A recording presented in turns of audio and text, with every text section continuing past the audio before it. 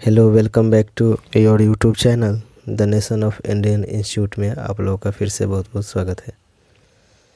देखिए, आपके स्क्रीन पर नज़र आ रहा है। आज मैं आप लोगों को 10वीं कक्षा का जो बोर्ड एग्ज़ाम चल रहा है, सेकेंडरी स्कूल एग्जामिनेशन 2023, आज मैं आप लोगों को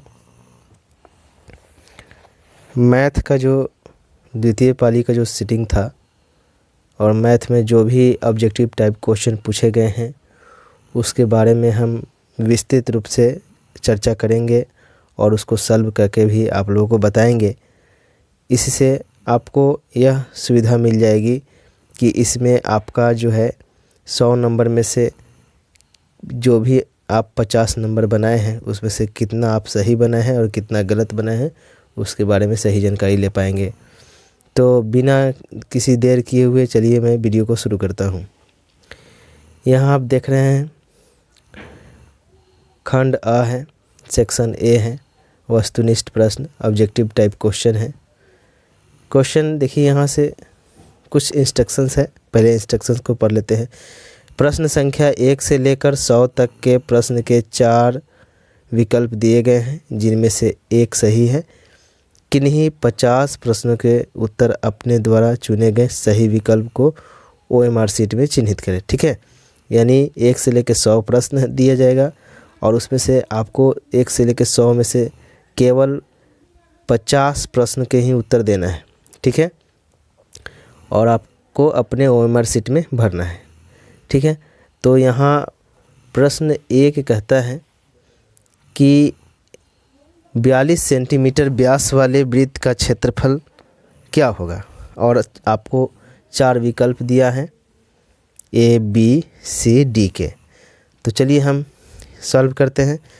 तो कहता है कि 42 सेंटीमीटर व्यास वाले, मान लेते हैं कि कोई वृत्त है और वृत्त का जो व्यास है, वृत्त का व्यास मान लेते हैं कितना दिया है हमें 42 सेंटीमीटर। तो लिखेंगे कि वृत्त का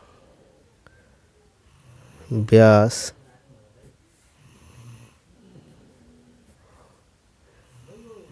D बराबर कितना दिया है 42 सेंटीमीटर दिया है। तो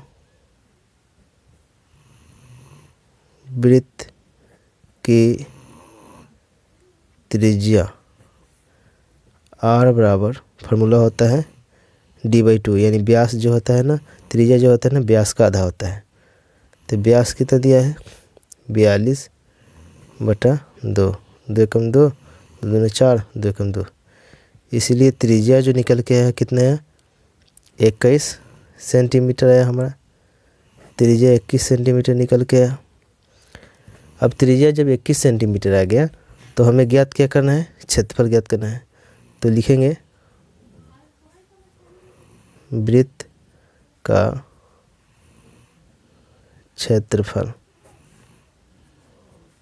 वृत्त का क्षेत्रफल होता है πr²। पाई का मान रख दीजिए 22/7 और यहाँ त्रिज्या जो निकल के आया है 21 का 2 बार गुना कर देंगे। तो 22/7, 21 के पावर 2 है तो 21 को 2 बार लिखिए, 21 गुने 21, काटिए 7 कम 7, 7 का 21, कितना आ गया हमारा 22 गुना 3 गुना 21, 22 दिया 66 गुना 21। अब हम गुना कर देंगे, 21 से गुना करेंगे 6 में, तो गुना करने पर कितना आएगा। तो गुना चलिए करते हैं। तो गुना करेंगे रफ में 66 21, 1 से करेंगे तो 6 कम 6, 6 कम 6, 2 6 12 के 2, हाथ में से लेके 2 6 12 1 13, 6 6 2 8, 1386।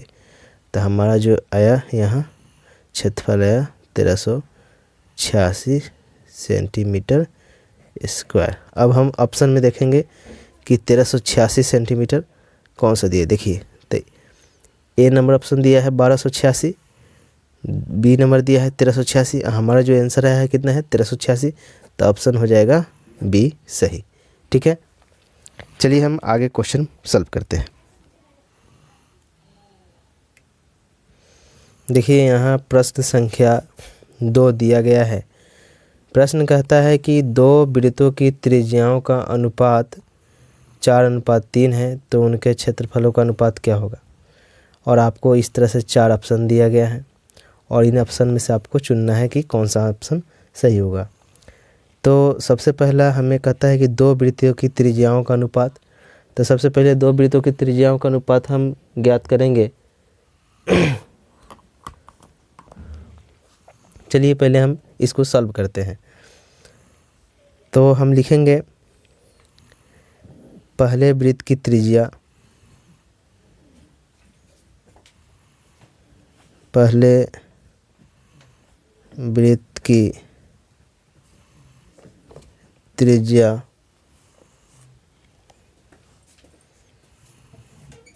बराबर 4, मान लेते हैं पहले वृत्त की त्रिज्या कितना है 4 है। ठीक, इसी तरह से हम लिखेंगे दूसरे वृत्त की त्रिज्या बराबर यह मान लेते हैं, जो अनुपात दिया है यह 3 मान लेते हैं। ठीक है, तो लिखेंगे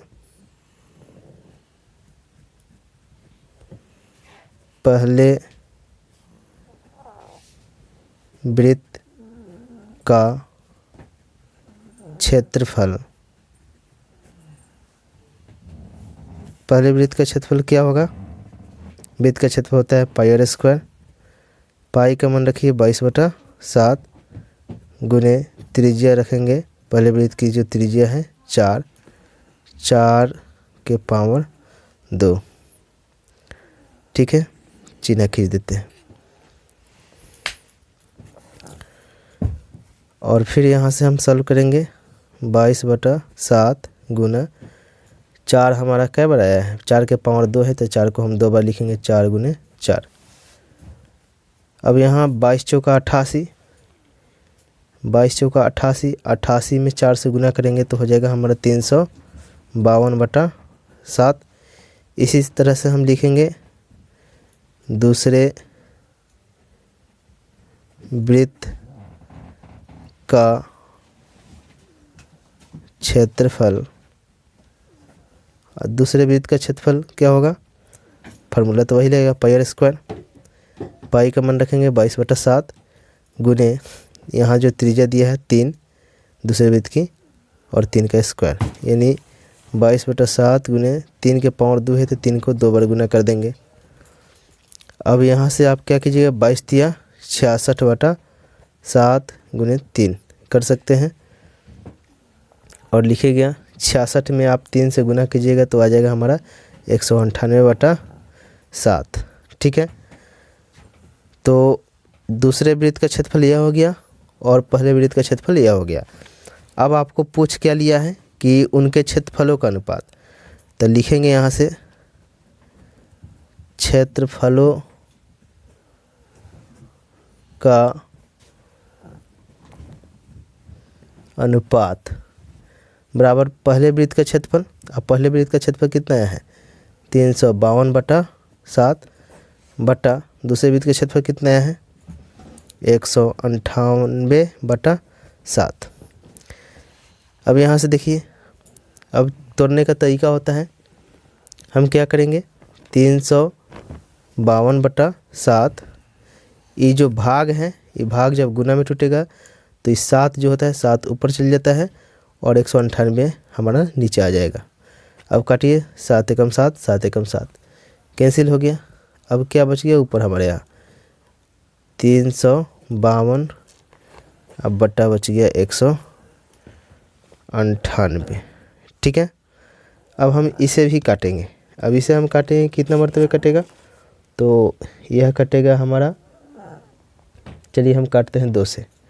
2 से काटेंगे तो 2 एकम 2, 2 सत्ते 14 और 2 छके 12। इसे काटिए तो 2 9 18 और 2 9 18, 99। अब चलिए 3 से 11 से काटते हैं। 11 9 99, 11 एकम 11, 11 छके 66, यानी हमारा है 16/9। अब इसको अनुपात में हमारा लिखना है, तो इसको हम क्या लिखेंगे, 16/9। अब चलिए हम देखते हैं कि दोनों के क्षेत्रफलों का अनुपात कितना है, 16/9। अब देखेंगे हम क्वेश्चन में कि 16/9 हमारा कौन सा ऑप्शन में है। अनुपात आया है 16/9 आया है, और यहाँ हम ऑप्शन में देखेंगे कि 16/9 किस में है, तो हमारा ऑप्शन सी जो है सही होगा। ठीक है, तो इस प्रकार हम सॉल्व करके आप लोगों को उसका जो ऑब्जेक्टिव का आंसर होगा उसको हम बता रहे हैं। यदि हमारा वीडियो आप लोगों को अच्छा लगता है तो हमारे वीडियो को लाइक करें, सब्सक्राइब करें। यदि हमारे चैनल पर आप नए हैं तो हमारे इस चैनल को सब्सक्राइब करें और अपने दोस्तों के साथ शेयर जरूर करें। ठीक है, चलिए हम आगे क्वेश्चन हम देखते हैं। 3 नंबर क्वेश्चन देखिए, यहाँ क्वेश्चन दिया था, यदि एक वृत्त का क्षेत्रफल तथा परिधि संख्यात्मक रूप में बराबर है तो वृत्त का व्यास पूछ रहा है, और इस तरह से आपको 4 ऑप्शन दिया है। तो हम क्या करेंगे, हम यहाँ वृत्त का क्षेत्रफल बराबर करेंगे किसके, वृत्त की परिधि के बराबर, क्योंकि क्वेश्चन ही कह रहा है कि वृत्त का क्षेत्रफल जो है वह वृत्त की परिधि के बराबर है संख्यात्मक रूप से। तो यहाँ वृत्त का क्षेत्रफल होता है πr² और वृत्त की परिधि होता है 2πr, और दोनों क्या है, संख्यात्मक रूप में बराबर है। यानी संख्यात्मक रूप कहने का मतलब है दोनों का फार्मूला बराबर है। अब यहाँ से देखिए, पाई से हमारा पाई कैंसिल हो गया, एक आर से एक आर कैंसिल हो गया, यहाँ आर बच गया, आर के बराबर कितना आ गया, 2। जब त्रिज्या 2 आ गया तो क्या पूछ रहा है हमसे, वृत्त की परिधि पूछ रहा है। तो वृत्त की परिधि पूछ रहा है, वृत्त का व्यास पूछ रहा है, और व्यास क्या होता है, त्रिज्या का 2 गुना होता है, 2 गुने आर, और 2 गुने आर का मान रख देंगे 2, और 2 दूना कितना हो गया, 4। और यहाँ चारों ऑप्शन में से हम देखेंगे कि 4 कौन सा है, तो ऑप्शन नंबर सी हमारा सही होगा, 4। ठीक है, चलिए आगे क्वेश्चन हम देखते हैं। क्वेश्चन नंबर 4 है, tan 30 डिग्री गुना sin 30 डिग्री गुना sec 60 डिग्री। ठीक है, और इसका आपको मान पूछा है, और इसमें से आपको 4 ऑप्शन दिया है, और 4 ऑप्शन में से आपको बताना है कि कौन सा ऑप्शन सही होगा। ठीक है, तो चलिए हम सॉल्व करते हैं। तो हम जानते हैं tan 30 डिग्री का मान कितना होता है, 1/√3 होता है, गुना sin 30 का मान कितना होता है, 1/2 होता है, गुना sec 60 डिग्री का मान कितना होता है, 2 होता है। अब देखिए 2 से 2 कैंसिल हो गया, तो क्या आ गया हमारा 1, और नीचे आ गया √3। अब हम देखेंगे कि आंसर में हमारा 1/√3 कौन सा होगा ऑप्शन। अब देखिए, ऑप्शन ए है, बी है, सी है, डी है। ऑप्शन 1 में हमारा क्या चुनना है, 1/√3, और 1/√3 कितना है ऑप्शन ए में, यानी पहला ऑप्शन ए सही होगा। ठीक है, चलिए हम नेक्स्ट क्वेश्चन को देखते हैं।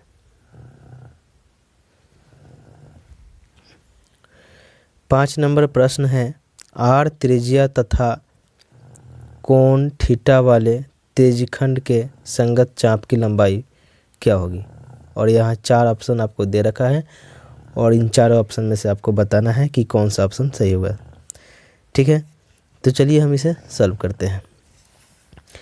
यहाँ सबसे पहले हमें दिया क्या है, तो हमें दिया क्या है, तो दिया है हमें एक तो त्रिज्या दिया है, त्रिज्या बराबर हमें क्या दिया है, संख्यात्मक रूप से आर दिया है, और यहाँ कोण भी दे रखा है, और कोण हमें दिया है क्या दिया है, थीटा भी दे रखा है संख्यात्मक रूप से। ठीक है, तो हमें पूछ रहा है कि त्रिज्यखंड के संगत चाप की लंबाई, तो हम लिखेंगे त्रिज्यखंड के संगत चाप की लंबाई का सूत्र होता है θ/360 degree into πr into 2πr। चाप की लंबाई है तो इंटू 2πr। तो हम देखेंगे भाई कि ये तो फार्मूला ही होता है थीटा, और कोण थीटा के जगह थीटा ही रखेंगे, और त्रिज्या आर है तो आर के जगह आर ही रखेंगे, तो ये तो मान फार्मूला ही आ जाएगा। और यह जो सूत्र है हम इसमें देखेंगे 4 ऑप्शन में कौन सा है, थीटा बटे 360 इंटू 2 पाई आर, यानी ऑप्शन हमारा कितना सही हो जाएगा, ऑप्शन हमारा बी ऑप्शन सही हो जाएगा। ठीक है, इस तरह से हम क्वेश्चन को सॉल्व करेंगे। चलिए आगे क्वेश्चन देखते हैं। प्रश्न 6 है, बिंदु -2, 5 किस चतुर्थांश में स्थित है। आपको बताना है कि किस क्वाड्रेंट में बिंदु -2 और 5 आएगा। ठीक है, और ऑप्शन में दिया है कि प्रथम होगा या द्वितीय होगा या तृतीय या चतुर्थ होगा। अब चारों में से सही कौन होगा, तो चलिए इसे हम फिगर द्वारा हम आपको समझाते हैं। इस तरह के हिसाब मेनली आपको फिगर द्वारा ही अच्छी तरह से क्लियर किया जाएगा। अब हमें एक्स पर दिया पहले होता है, हम जानते हैं क्वाड्रेंट क्या होता है हमारा, एक्स होता है फिर वाई होता है, तो एक्स बराबर कितना है -2। मान लेते हैं कि यहाँ 1 2 3, 1 2 3, यहाँ -1 -2 -3, यहाँ -1 -2 -3। ठीक, और ऊपर हमें 5 तक जाना है, 1 2 3 4 5। ये हमारा एक्स एक्सिस, यह X dash axis, Y axis, Y dash axis. ठीक है, और यहाँ जो होता है ये हमारा फर्स्ट क्वाड्रेंट होता है, ये हमारा सेकंड क्वाड्रेंट होता है, ये हमारा थर्ड क्वाड्रेंट होता है, ये हमारा फोर्थ क्वाड्रेंट होता है। क्वाड्रेंट मतलब होता है चतुर्थांश। ठीक है, अब यहाँ हमें एक्स पर कितना चलना है -2, तो देखो एक्स यहाँ एक्स से लेके एक्स डैश यहाँ है, हमें -2 चलना है तो यहाँ -2 पर आएंगे। ठीक है, और वाई पर कितना चलना है 5 पर, तो देखिए 1 2 3 4 5 यहाँ है, और हम वाई को किसके सापेक्ष ले आएंगे। चलिए हम पहले -2 को हम चिन्ह खींच देते हैं और यहाँ से हम 5 के सापेक्ष, तो यहाँ हमारा क्वाड्रेंट लिखा जाएगा -2 और 5। ठीक है, और हम देख रहे हैं कि हमें यही तो पूछ रहा था कि -2 और 5 जो है किस क्वाड्रेंट में है, तो फर्स्ट क्वाड्रेंट इसको कहते हैं, सेकंड क्वाड्रेंट तो हमारा किस में है, सेकंड क्वाड्रेंट में है, तो ऑप्शन में हम देखेंगे कि सेकंड क्वाड्रेंट यानी द्वितीय चतुर्थांश में होगा, तो द्वितीय यानी ऑप्शन बी सही होगा। ठीक है, तो इस तरह से इस प्रश्न का जवाब आपको मिल गया, और यहाँ आप लिख सकते हैं कि -2 5 द्वितीय चतुर्थांश में है। ठीक है, चलिए नेक्स्ट क्वेश्चन देखते हैं। देखिए क्वेश्चन नंबर 7 दिया है। क्वेश्चन नंबर 7 कहता है कि y अक्ष से बिंदु 3 4 की दूरी क्या होगी, और यहाँ ऑप्शन दिया है ए में 3, ऑप्शन बी में दिया है 4, ऑप्शन सी में दिया है 0, और ऑप्शन यहाँ डी में दिया है 7। ठीक है, चलिए हम इसको सॉल्व करते हैं।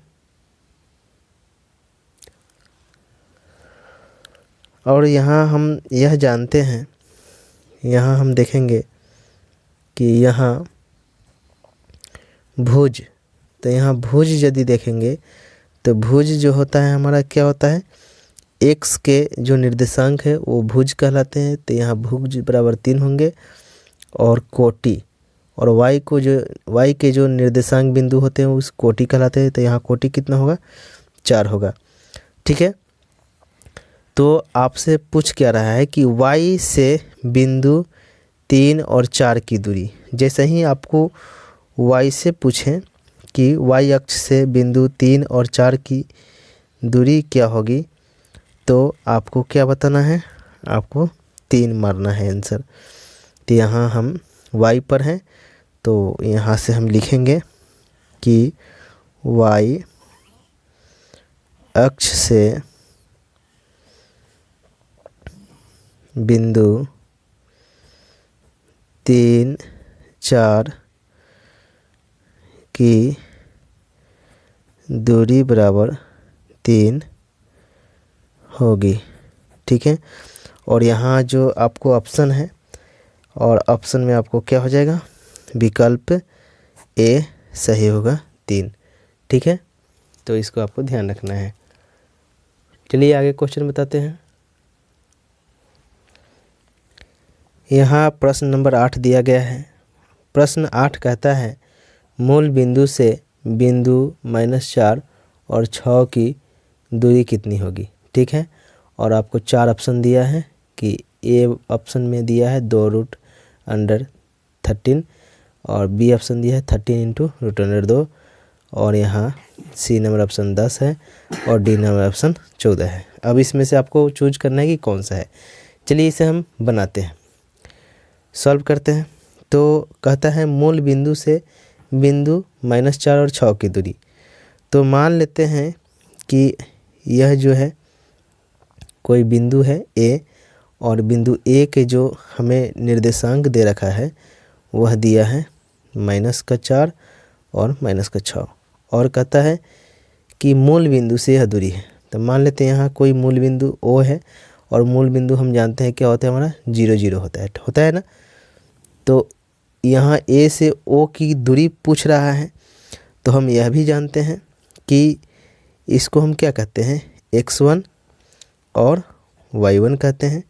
इसे हम क्या कहते हैं, x2, y2 कहते हैं, निर्देशांक। ठीक है, तो हमें दूरी पूछ लिया है AO बराबर, तो AO दूरी पूछा है। दूरी AO बराबर क्या होगा, तो फॉर्मूला होता है √x2 - x1 का whole square plus y2 - y1 का होल स्क्वायर। ठीक है, अब यहाँ से चलिए लिखिए AO बराबर √x2 कितना है हमारा दिया, तो x2 दिया है हमारा 0 - x1। x1 हमारा क्या दिया है, x1 बराबर -4 दिया है, -4। ठीक है, उसका होल स्क्वायर प्लस y2, और यहाँ देखिए y2, और y2 की जगह पर क्या दिया है 0। ठीक, और माइनस का y1, और y1 बराबर क्या दिया है -6 का होल स्क्वायर।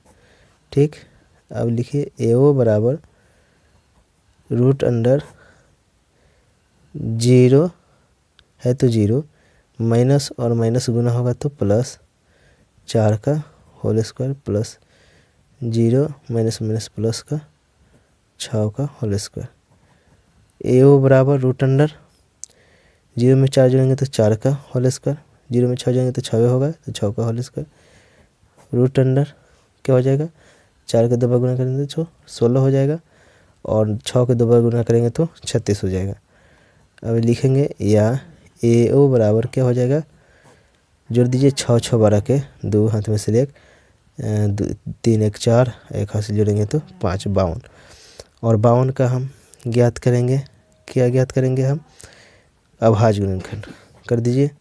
2 से हम गुना करेंगे तो क्या हो जाएगा हमारा 2 दूना 4, 2 छक्के 12, 13 दूना 26। अब यहाँ देख रहे हैं कि 2 कै बार आया है, 2 2 बार है तो 2 के पावर 2, और गुने यहाँ 13 अकेला है, लिख देंगे। अब लिखेंगे AO बराबर, जो जोड़ा में रहता है उसको बाहर निकालते हैं, जो जोड़ा में नहीं रहता है उसको रूट के अंदर डालते हैं, तो रूट के अंदर। अब लिखेंगे AO बराबर 2 × √13। ठीक है, तो हमारा जो मूल बिंदु से बिंदु -4 और 6 की जो दूरी है यह कितना होगा, 2 × √13 होगा। अब हम देखेंगे कि हमारा ऑप्शन में 2 × √13 कहाँ है, तो देखिए ऑप्शन में हमारा दिया है 2 × √13, यही दिया है, तो हमारा A नंबर ऑप्शन सही होगा। ठीक है, चलिए आगे हम नेक्स्ट बनाते हैं।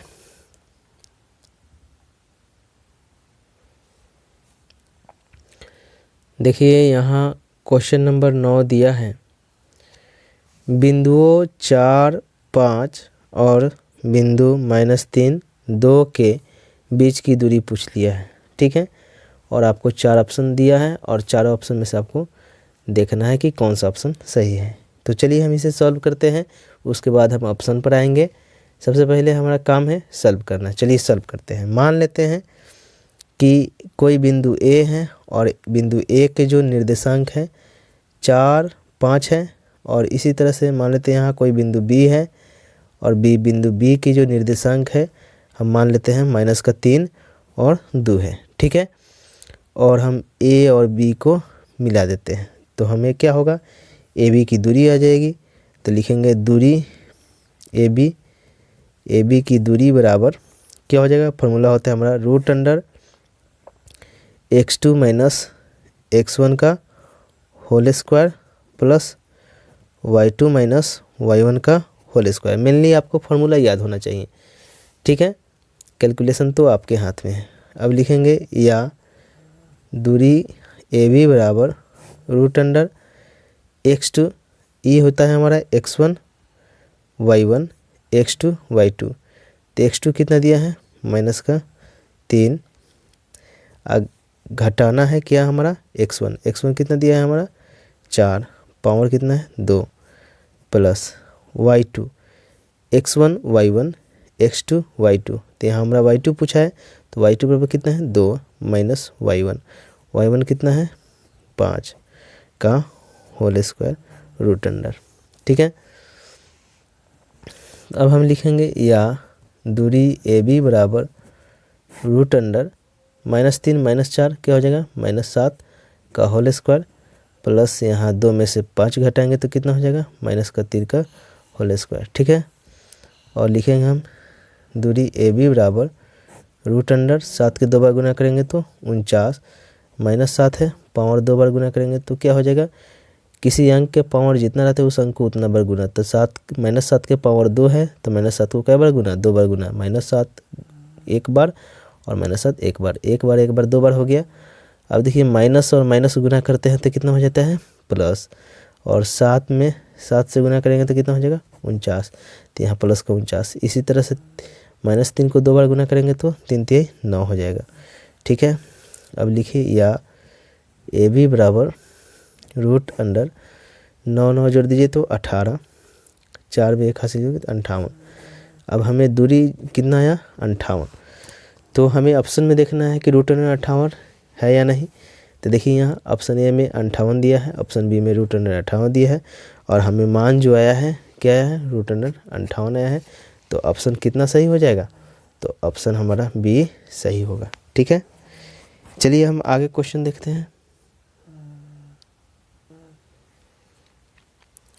प्रश्न संख्या 10 दिया है, बिंदुओं -3, 4 और बिंदु 7, 8 को मिलाने वाले रेखाखंड का मध्य बिंदु के निर्देशांक क्या हो गए। आपको मध्य बिंदु के निर्देशांक पूछ लिया है। ठीक है, कि इन 2 बिंदु होगा और इनको मिला देंगे और इसके बीच में जो बिंदु एक डालेंगे उसका निर्देशांक क्या होगा। और आपको यहाँ से 4 ऑप्शन दिया है, option A, option B, option C, option D, और इनमें से चारों आपको बताना है कि कौन सा होगा। तो चलिए इस क्वेश्चन को हम सॉल्व करके फिर ऑप्शन पर आएंगे कि कौन सा ऑप्शन सही होगा। तो लिखेंगे मध्य बिंदु के निर्देशांक